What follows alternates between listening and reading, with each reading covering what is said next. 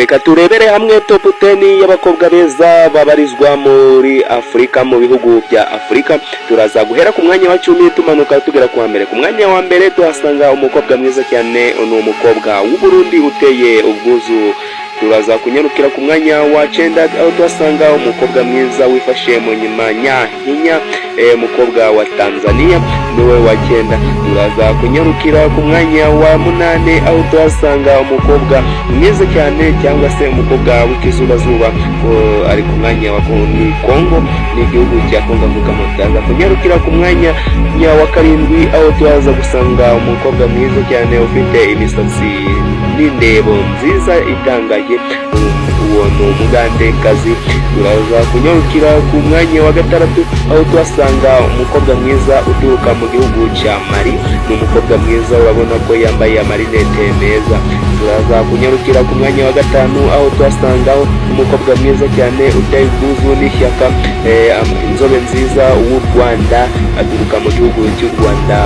Turaza kunyarukira ku mwanya wa 4 aho tuhasanga umukobwa mwiza, umukobwa umeze nk'inyambo, akaba aturuka mu gihugu cya Egypt, umukobwa mwiza cyane, ndagira ngo nawe urimo kumureba cyane. Ni umukobwa aturuka mu Egypt, mu Misiri.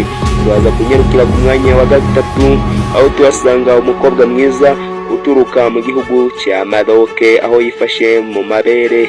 Turaza kunyarukira ku mwanya wa 2 aho turaza gusanga umukobwa mwiza ufite agacuma cyangwa se uri kumena amazi, ni umukobwa wa Nigeria.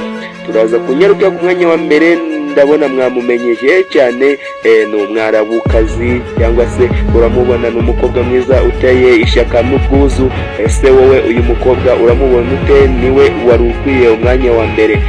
Ni umukobwa waturuka mu gihugu cya Tunisia, akaba ari we wegukanye umwanya wa 1 w'abatop 10 b'abakobwa beza muri Afurika. Turakwibutsa gukanda subscribe ugasharinga ino video. Nje nyita Disboy wa Rwanda, studio ni Urumuri TV magana.